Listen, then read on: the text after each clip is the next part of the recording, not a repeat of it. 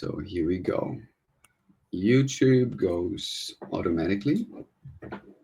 Instagram. Nice. Going live. Facebook.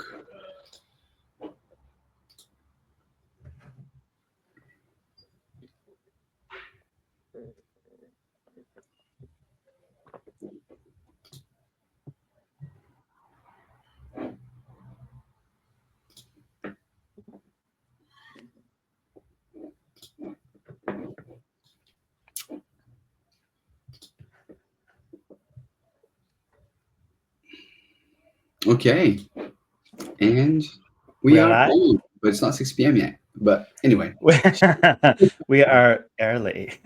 we are early. Who Maybe is let's. early in life?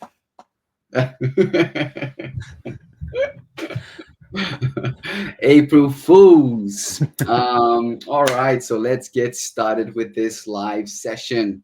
So Awesome. welcome. If you're watching this, my name is Pedro. I am your physical health coach. And right next to me. Daryl, go, your emotional health coach. And in today's chat session, we want to answer a very asked question online, which is, how do I manage my lower back pain while juggling a busy work and family life as a woman over 40? So I want to speak from a physical perspective, and Daryl will speak from an emotional perspective. And at the end of this, he's got a little surprise for you, a little bit of an exercise that will help you. Um, all right, do you want to say something? Shall we get started?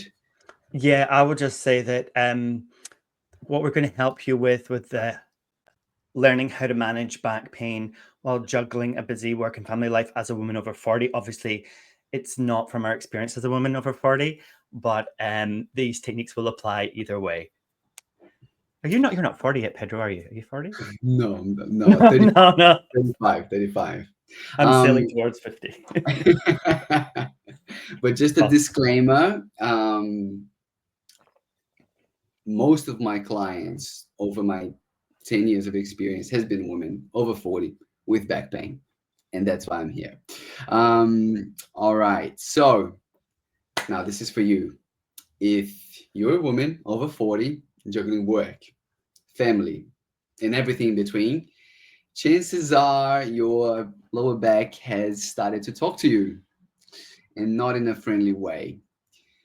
I know you're constantly on the go, often putting yourself last, and the tension just builds up.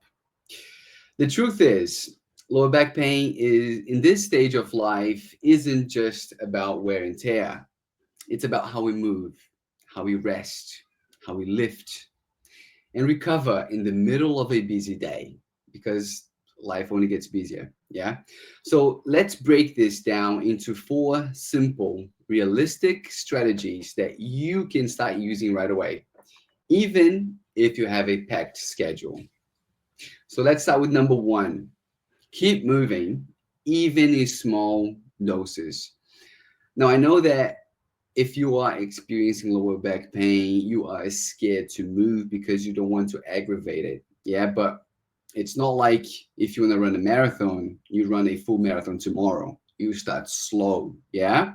So small and consistent movement targeting your lower back will help you a lot. Okay. So you don't need an hour at the gym to take care of your back. In fact, 5 to 10 minutes of intentional movement a few times a day can make a big difference. Like you're working and then you can pause for 5 minutes and then you can do cat and cows. Yeah, you can do pelvic tilts, which is basically just moving your hips back and forth. You can lie down and then you can do a knee to chest, bringing, pulling, hugging your knee. Um, this will relieve some tension and strengthen the supporting muscles around your lower back. Even a short walk or pacing during phone calls can help. Motion keeps your back from stiffing up. Why? Because you bring blood and nutrient and oxygen to the area, and that helps with the recovery. Okay, so movement is the best medicine. Okay, second, upgrade your posture without slowing down. So, whether you are working or running errands, how you move and how you sit matters. Often enough, we get into that flow and we just work for 3, 4, 5 hours without thinking or being aware of how our bodies are. So, if you are this kind of person, maybe try to get a lumbar support or a small cushion behind your back when seated. Make sure screens are at eye level. So if you're always looking down like this on your computer, you're likely to hunch your back. So raise your computer, make sure you can actually see the screen straight away so you can keep your back upright. Okay. And also avoid slouching over. Yeah, slouch over on your phone. At home, try to bend your knees when it comes to pick something up from the floor. Try to keep your back straight. If you need to bend over or pick something up, think about tightening your core. Keep your core really tight. Maybe don't breathe. Tighten up, do what you have to do, and then you release. This way, you can create internal pressure, yeah, and that can help prevent any kind of tweaks on your lower back. Okay, so your posture matters. Now, if you don't want to think about your posture on your day to day, strengthen your core. Our backs are made to move in every single direction. Okay, so you can strengthen it so it can support any kind of movement during the day. Three, micro breaks to prevent flare ups. What I mean by that is maybe set a reminder on your phone every 30 to 6 minutes to get up, to maybe stretch, or maybe just shift your position. Yeah. Because when you get into that flow, it's hard to think of something else. So put a reminder on your phone. Long periods of sitting are hard on your lower back because, especially if you are experiencing pain, that area is not getting a lot of blood, a lot of nutrients. So if you're seated, you make it things worse. So think of it as movement snacks. There you go. You've got movement snacks throughout the day. Yeah. 1 minute rests.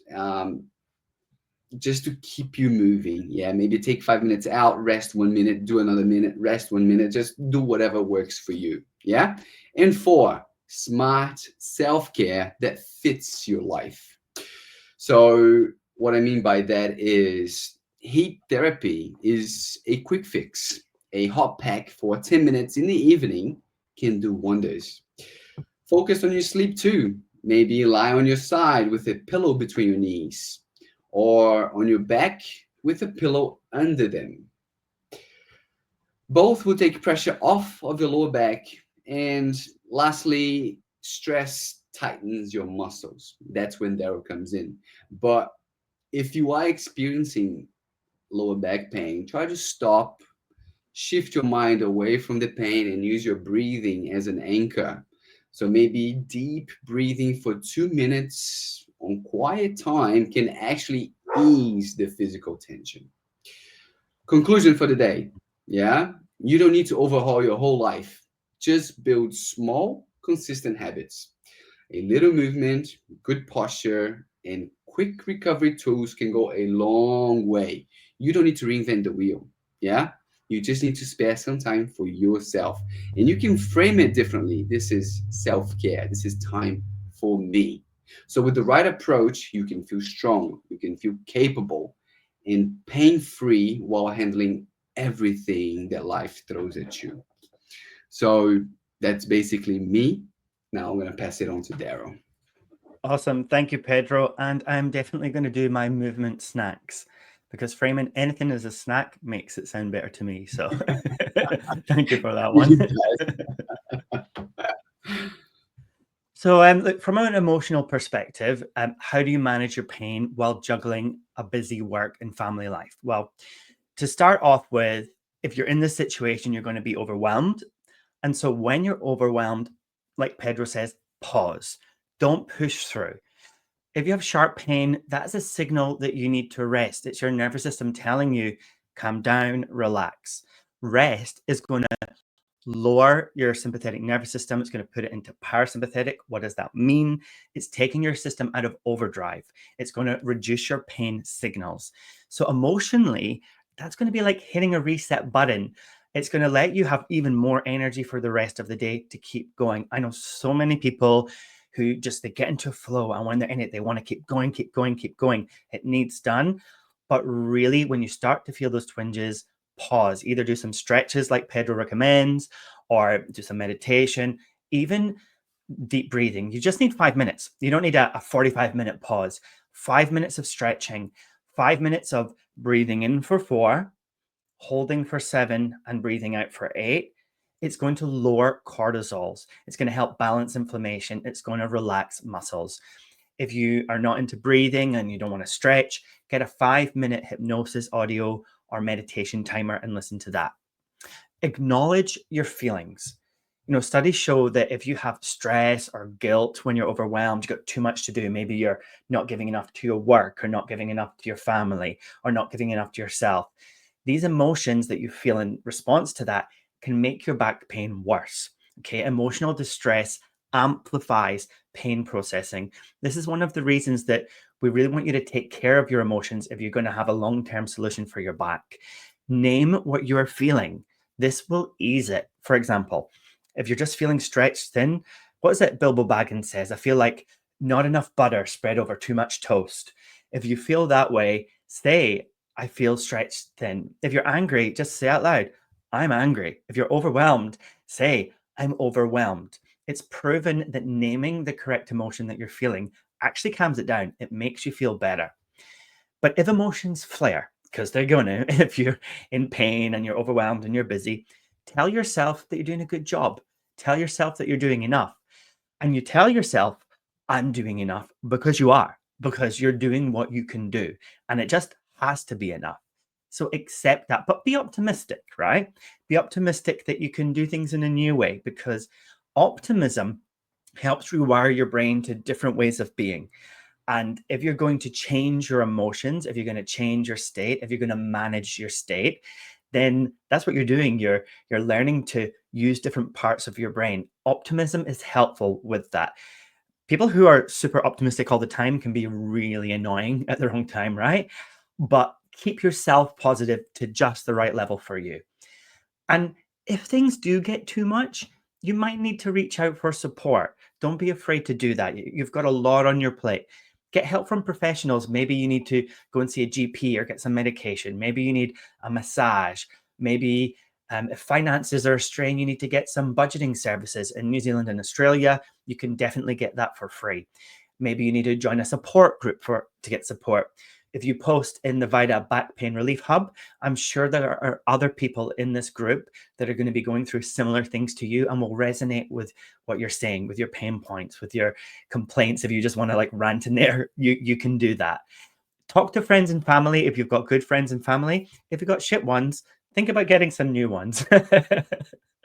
If people don't offer you help when you need it, try asking for help.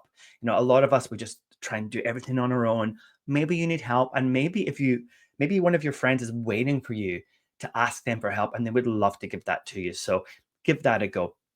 Now, to manage back pain while juggling a busy work life and a busy family life, this might go without saying, but you need to get rid of as much pain as you possibly can safely. So use the Vita method to reduce or eliminate it long term. It has everything that you need. It's got journaling exercises, it's got movement exercises, stretching, self-care, hypnosis, meditation, emotional processing, everything you need to understand, reduce, or even eliminate back pain.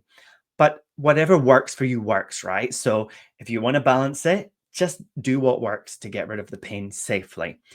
On the flip side of the coin, you just have to reduce stressful commitments where you can.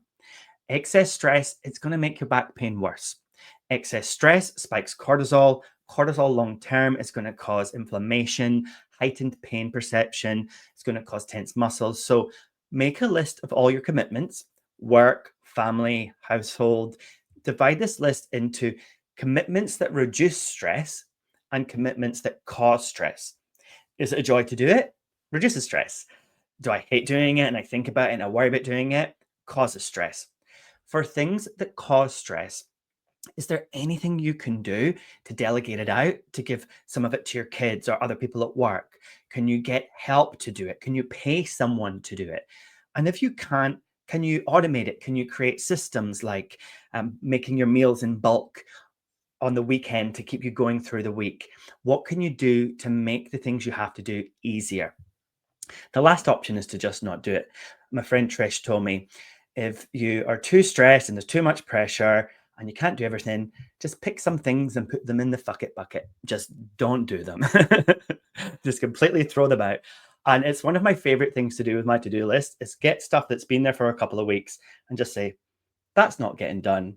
Put it in the fuck it bucket. If somebody complains, I'll apologize later. Right? Because the most important thing to take control of when it comes to stress is your time. So this leads me to my last point, which is boundaries in time. You need to reclaim your time. If you are going to be in control of lower back pain and you've got a busy work life and a busy family life, you need to be in charge of your time. So get a calendar, put in your must do's, like if you must go to work or take the kids to school. Next, put in the time that you need for you, for rest, for meditation, for exercise. Everything you do for your self-care, everything that's important to nourish you, put that next. Lastly, everything else has to fit around that.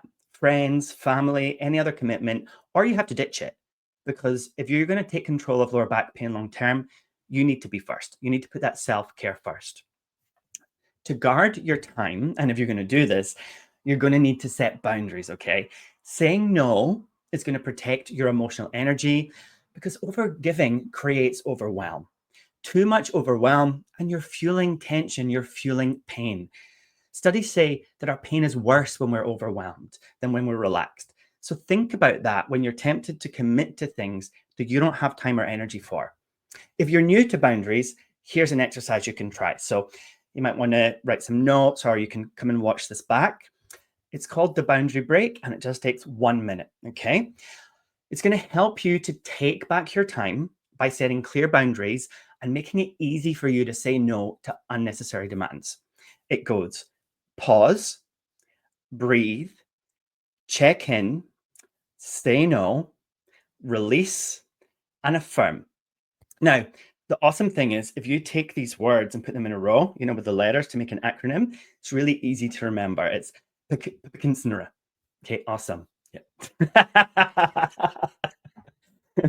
What's that? What's the acronym? So if you can't remember all those, just remember PKNSNRA. No, just joking. It doesn't actually make an acronym. I'm just making that up. So save this video, write this down. Right. Step 1, pause. When someone asks you for your time, stop. Don't answer right away. This is going to give you space to think. Step 2, breathe. Breathe your favorite breath. Just sit and do some slow breaths. Breathe and look out the window. Breathe in for 4 seconds. Breathe out for 6 seconds. Repeat that twice. Just calm yourself down. What you're doing is you're shifting your focus to your body and to your needs. Step 3, you're going to do the check-in, okay? You're going to ask yourself, is this a priority for me right now? Can I say yes without stretching myself too thin? And if it's a no, be honest. Just say no. If it's not a priority, respond firmly but politely. Sorry, I can't take that on right now. I need to focus on my own stuff today. Or my favorite, which comes from Phoebe from Friends. I wish I could, but I don't want to. It works every time. People like that one. Try not to explain too much. Explaining yourself opens up room for people to manipulate you. Okay, so don't explain. Just find your way of saying no and say it.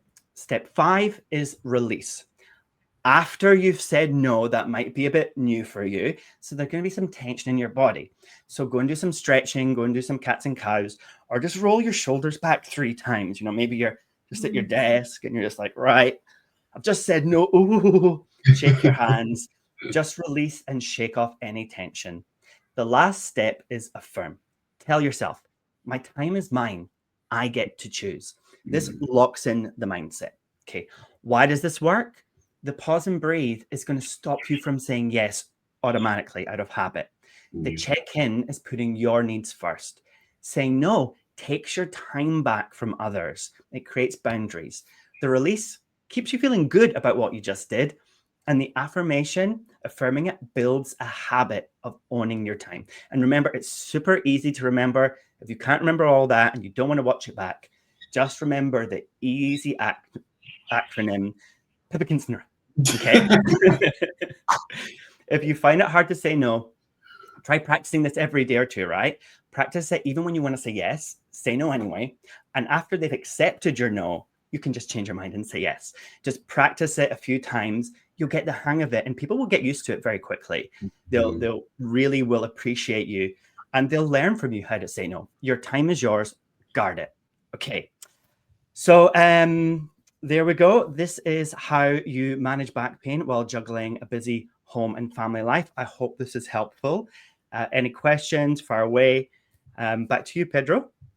That's good. I think this is a very common problem, saying no and putting themselves second or third in their priority list. Like some people think it's a flex because I'm doing this for others. Mm-hmm. But when you are experiencing lower back pain, you have to put yourself first, because if you can't prioritize yourself, you're not going to be there when someone needs you. Yeah. So your glass, your cup is always empty. Saying no is basically you filling up your cup again. So you can start saying more yeses. Maybe this is even a topic for another chat. What do you think? How to say no and improve your lower back pain?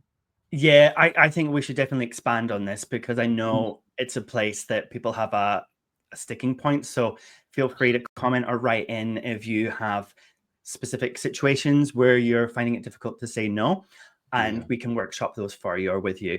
Likewise, you can pop it in the Back Pain Support Hub, and we will help you in there as well. Perfect. Well, thank you for watching this. Thank you for Daryl. If you don't know how to move forward or how to deal with your back pain, that's why we're here. Yeah, we want to educate you, give you as much knowledge as we can so you can make better informed decisions. If you don't know where to start, you can click on the link in the comments. Um, and join our back pain mastery, where we coach you through physical and emotional health exercises. You can join the Relief Hub, our community, where you can get in touch with us every day of the week. We are here to support you, but you have to want to change. It requires work. It's not easy, but only you can do it. You're awesome. So thank you for joining. You're awesome. All right. I'll see you Right. guys later. Have a See you good next week week. and bye bye.